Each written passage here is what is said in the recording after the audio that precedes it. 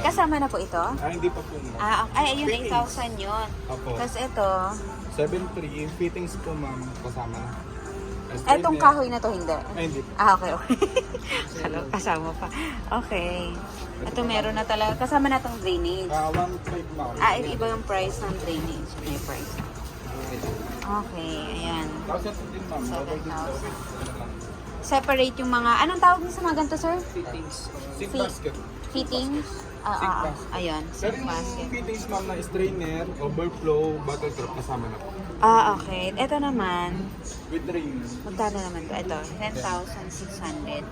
Hindi to kasama. Hindi po. Ano para saan to, sir? Strainer lang din po. Strainer. Okay. Para diretso. 2.6. 2,600. May isang babae. Ito ma'am.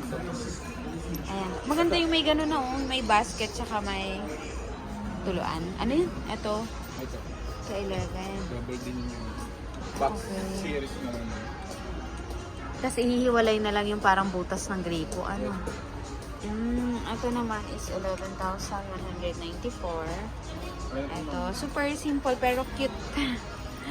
Meron pa siyang chopping board something. Ito, set na yun ma'am. May kasama talaga chopping board, sink basket, soap basket, pati fittings complete. Okay. Dito sa price na to, kasama na lahat. Okay. Tapos yun, double din. Ito. Ayan. Kasi ito.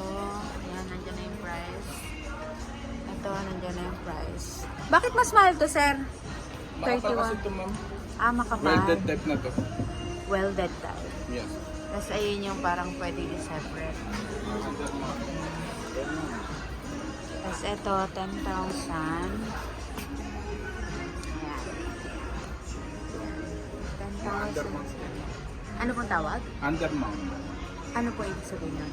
Ganito sa pag in-install ma'am, ganito. Okay. Under mount pala yung tawag doon na girl. Ayan. Pag nasa ibabaw lang ma'am, top mount na ma'am. Okay. Okay. Doon nagkaroon tayo ng knowledge. Ito ay 13,860. Ayan.